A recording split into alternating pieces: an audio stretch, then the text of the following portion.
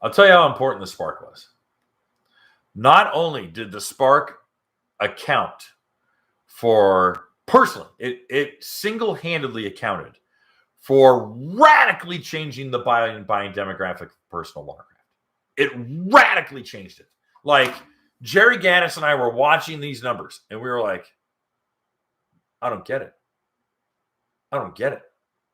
First-time buyers before the Spark was something like 25%, maybe closer to 30. It was small.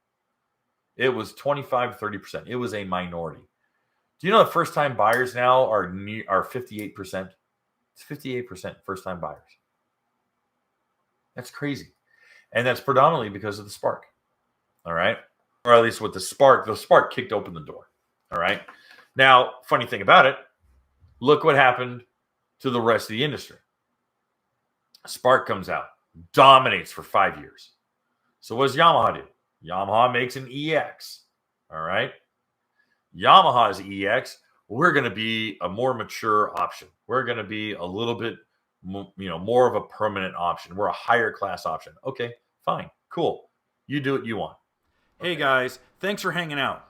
This clip was taken from our weekly podcast that we record here every Sunday night at 8 p.m. Eastern Standard Time.